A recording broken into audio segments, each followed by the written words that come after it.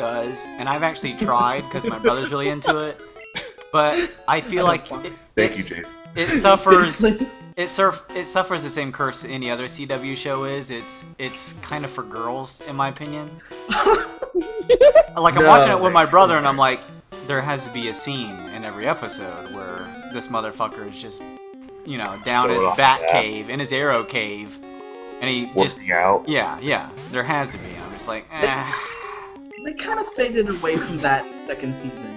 Yeah. Let's be honest. Yeah. The first season was like almost every episode. He was like, gotta do my American Ninja training.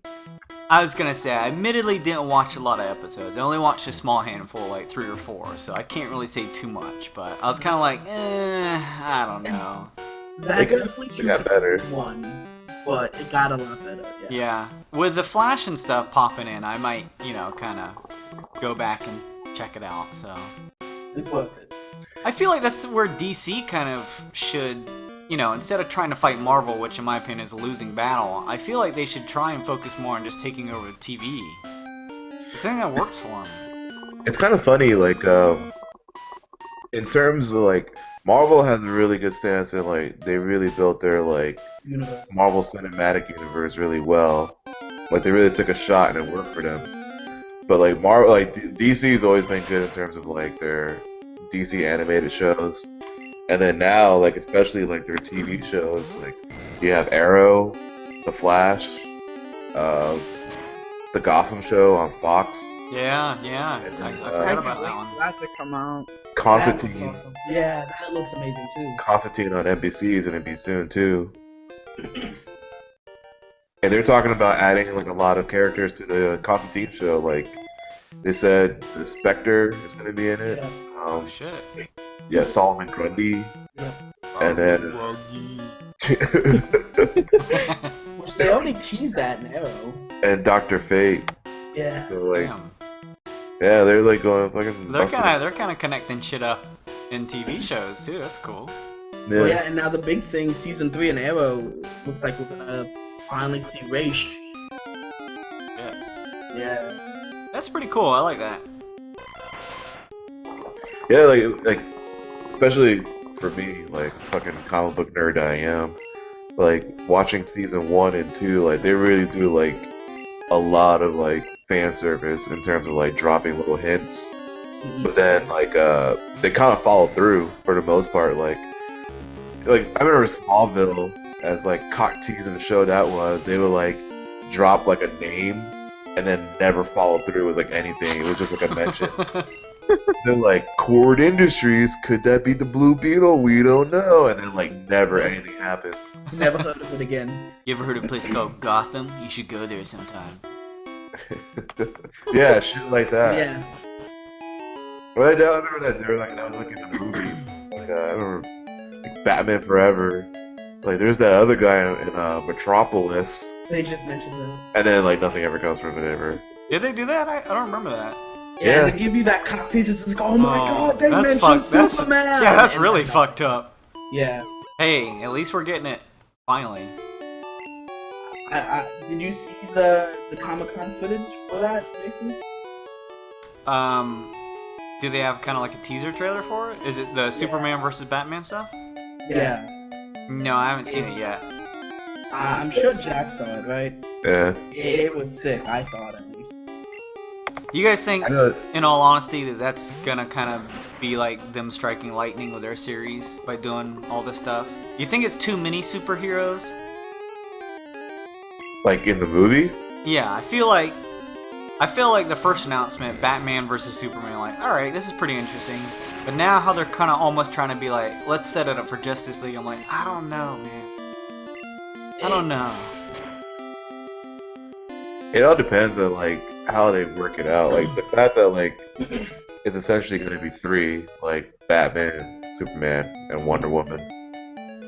And then like everybody else is supposed to play like a little bit of a cameo. Yeah, until the actual Justice League movie. What is it, like Cyborg and a couple other people? Aquaman. Yeah. I kind of do feel like well, remember me and you always had that worry about like I know Josh Whedon is directing Avengers, but like so many. I really don't think he's gonna be able to pull it I off. was gonna say, remember I was telling you, I was like, even after I was saying it before, but even after they announced it, I was still telling you, I'm like, I really want to see Avengers because I can't wait to see this train wreck, like, fucking, like Thor, a god, flying around with a Hulk jumping around like a frog. This is gonna be dumb as fuck. And then I watch a movie and I'm like, well, he fucking did it.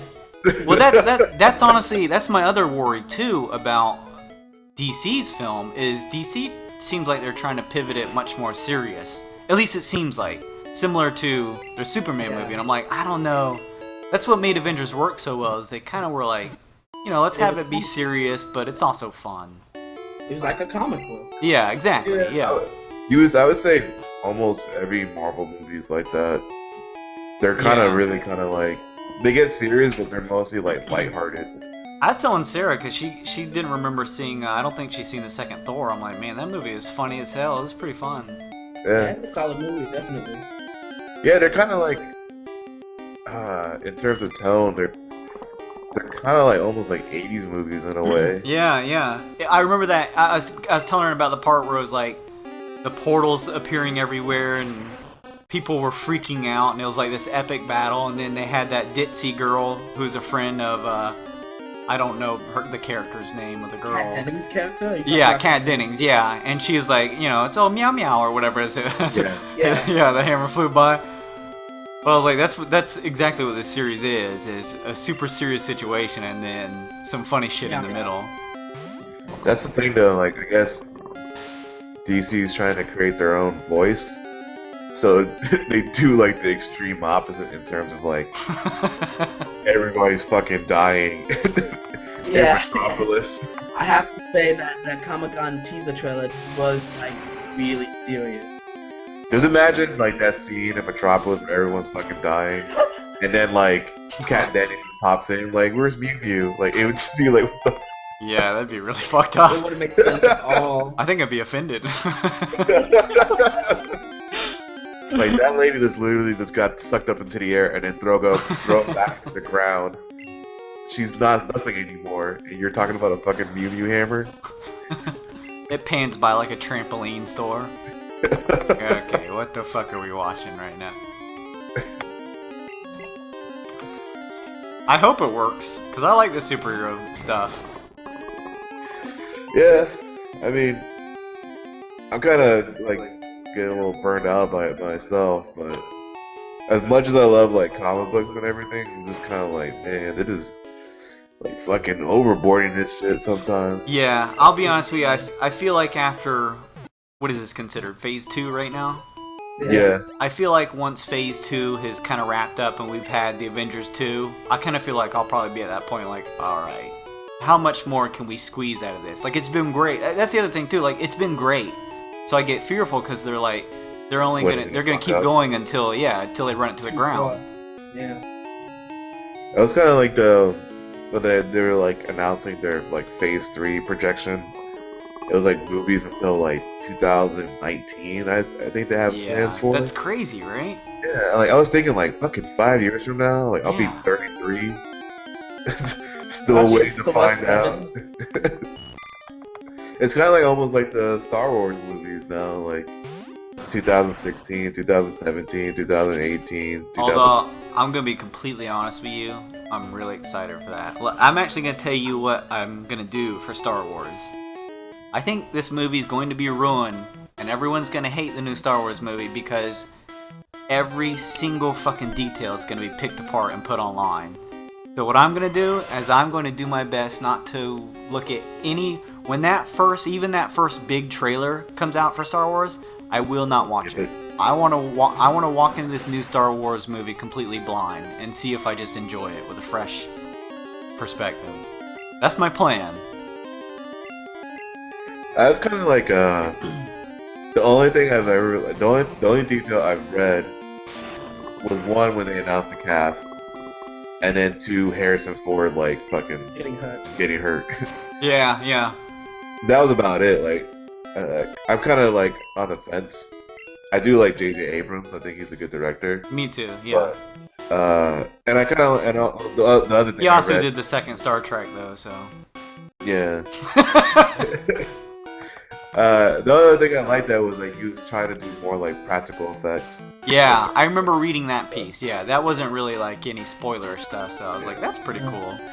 I do have to say, the way I was listening to Kevin Smith's newest Smodcast podcast this morning, and just the way he was talking about it, because he got to visit the set, I don't know, it kind of made me a little excited for it. I'm like, alright. See, yeah, that's the thing. I'm actually pretty excited. I feel like, not that Disney really will influence all that much in my opinion, but I think that's the perfect home for it to be, because that's what it is. It's kind of like, they've always been a little bit for everybody, for the adults, for the kids. I'm like, Disney's a great place for that. So, and then we got J.J. Abrams, who's shown to be very competent. I still have a little bit of love for him for fucking Lost. So. And well, you might have done the second Star Trek, but also just the first. So. That's true. That's true. I got into an argument with somebody at work over Lost. I think you and Kevin, if you're a fan of Lost too, you guys are probably the only people who I can talk to about Lost, because everyone else is the same way. They hated it. I love the ending. Yeah. Yeah. I really felt like it kind of felt like, what did you expect? And in my perspective too, I tried to explain this to a couple of people. I'm like, the thing that you have to do with that show, and I feel like it's the same way with Game of Thrones, is you have to enjoy the journey.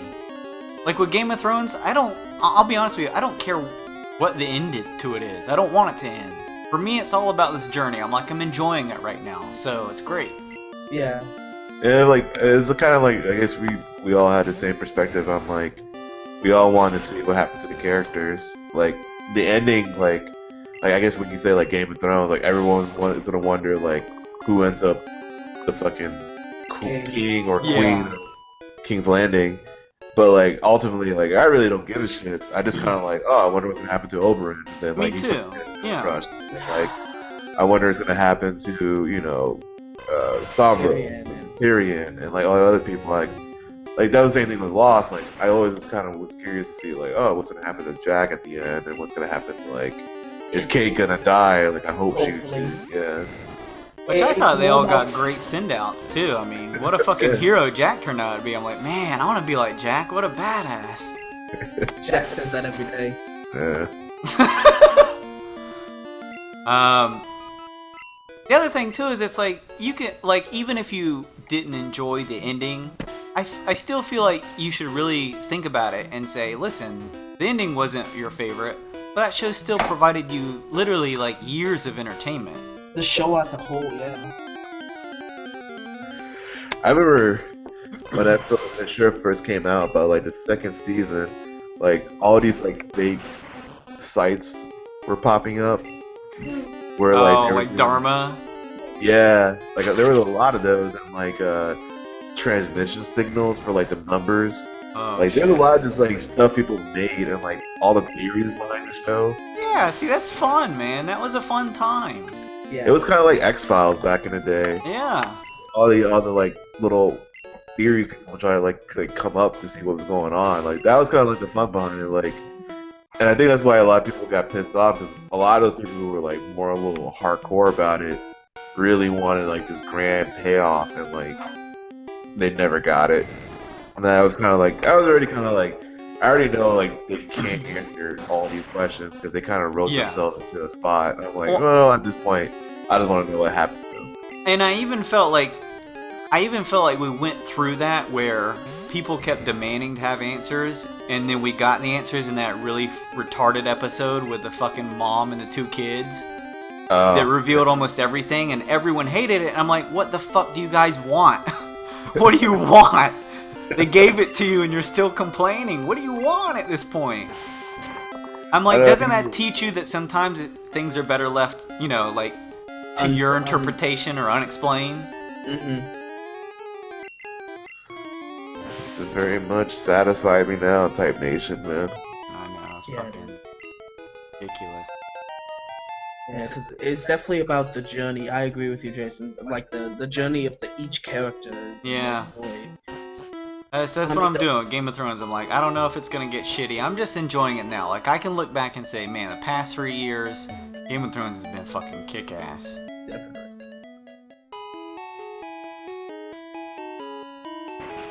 Every year it keeps delivering fucking shocking twists and turns.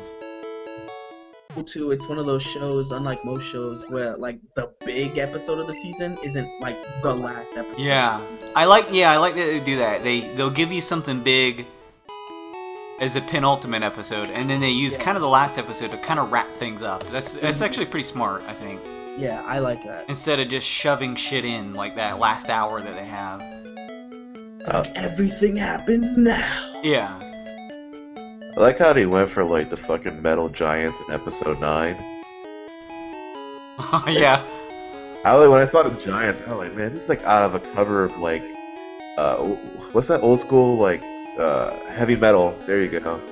Like this is like what a fucking giant like, heavy metal magazine cover would look like. War or something like that. Yeah. I mean, this is fucking awesome, man. Then like a fucking mastodon on top of that. Yeah, no, it's badass. And it's so funny too, because I'm like, if they were to show me that in season 1, I'd be like, this show's retarded.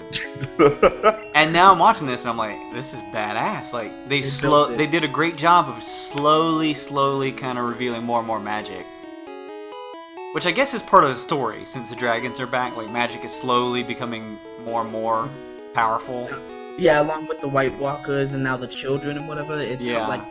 Admittedly though, the children was like kind of like the one part of the show I was kind of like, well, this seems a little out of place. The children, and I'll even admit, the skeletons were a little jarring. Like they weren't even like zombie skeletons. They were literally just skeletons. I was like, whoa, this is Magic the Gathering shit. What the fuck? I know. It's like Castlevania. Yeah. There's a great girl on YouTube. If you guys are ever interested in it, there's a girl on YouTube called Comic Book Girl 19, and she she does like those reviews of Game of Thrones, and she doesn't really give spoilers, but it's cool because you can watch her and she'll tell you the differences between what happened in the previous episode and in the books. And it's actually really cool to listen to that. She also does like a bunch of comic book reviews and stuff like that too. Yeah, I've seen a couple of reviews on like comics and then also some of the movies. That's really her idea that I got for the Star Wars movies, because she doesn't do that herself. Like, she won't watch trailers for stuff, or she does her best not to. And that way she can just walk into a movie kind of, with a fresh perspective. That's why I was like, you know what? I'll do that with Star Wars, because I really want to like this Star Wars. Yeah, it's kind of weird. This is as much as they kind of tout that episodes 1, 2, and 3 was kind of like our generation Star Wars. I still kind of felt that was like, as much as it was George Lucas like trying to cash in on like toy products and shit, I still felt like that was kind of more like almost like fanfic for like the old audience. Yeah. In a way, because like, what really happened? Well, here, this is everything that I wanted to do. So here's all the answers, and like old characters. Like, I kind of feel at least was like 7, 8, and 9. This is kind of like our generation's Star Wars, because everything is essentially almost like new. Like, as much as you could say like it's like they're taking the source material from the expanded universe from like the books or stuff. For the most part, it kind of sounds like J.J. Abrams is trying to do his own thing.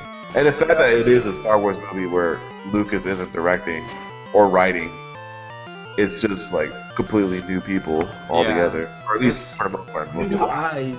Yeah. A new voice. Yeah. Hopefully there won't be no horrible lines like, "Are you an angel?" Like, yeah. Eyes Bombad! Oh god. Used to make a deal. Like, hopefully, I actually kind of hope there's a little bit of racism like that in that movie. What do you think you are? Some kind of a Jedi? Mind tricks? I'm a Targaryen! Mind tricks don't work on me. Like old Jewish tricksters. Yeah, he's like pinching a penny as he says it. Yeah. Mind tricks don't work on me. Bites it. His nose grows a little bit, yeah. You knew he was gonna win. I don't know how, but you knew he was gonna win. Now I have nothing. And on top of that, the Jewish character is the one that owes slaves. Yeah. Yeah, yeah, White slaves on top of that. yeah. Blue-eyed, blonde-haired slaves. And women and children. I was like, wow, they're not sending a message out in this movie. Yeah. Hey, they got their revenge. Yeah. Fucking George Lucas's racist ass. I have something to tell you guys. Mr. Hands just died. Yeah. I was trying to watch, like, I was trying to get, every time I go to the stream on here, it's not, like, loading the video. I was trying to make sure it's still working. What the fuck? I don't want you to be, like, streaming all this and it's not working. So that means you have to release... Can you even release your starter Pokemon? Yeah. As long as you have one guy in your party, you can release whoever you want. Ah, fuck. Sucks. God! I'm not used to this. I've never done a Nuzlocke run. I'm that type of person who's used to being like, alright, you're a shit Pokemon, I'll use you as a wall while I heal the other guy. I'm used to sacrificing guys, now I can't. Fuck. I don't want to do this. This is some old bullshit. Is your stream down? Yeah, yours is down too. Oh, My stream? no, Justin's Twitch isn't showing your stream either. I'm looking at it on here, I can see it. I can see it playing, but I'm just letting you know on Twitch it's not showing anymore. And I refreshed and closed out and Let's he see. had it up too, and it's doing the same thing that mine's doing. I'm gonna check mine. Yeah, let's see.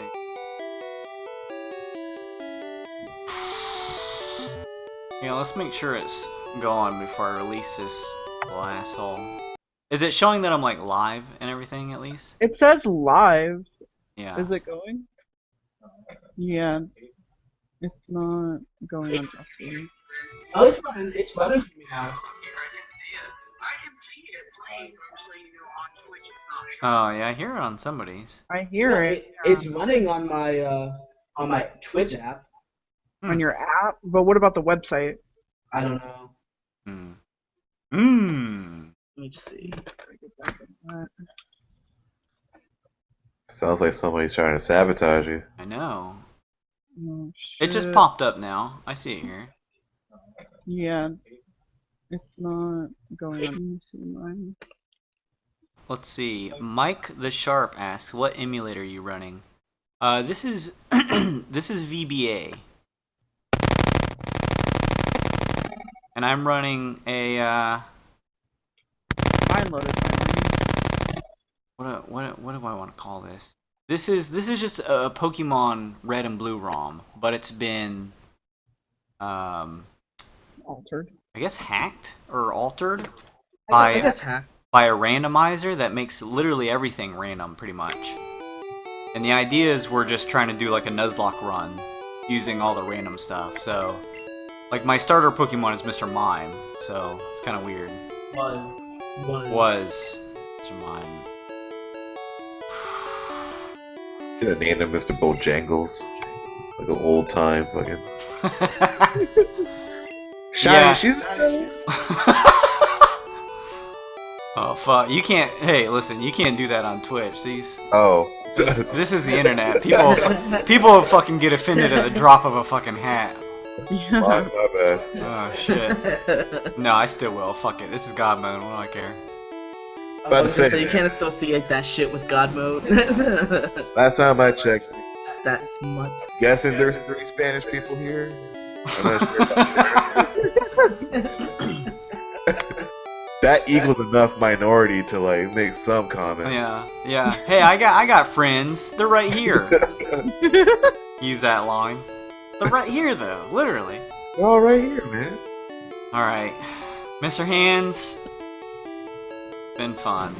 Goodbye, my friend. Bye, Mr. Hands. Bye. Thanks for stopping by. You know what sucks is that wasn't even the gym leader.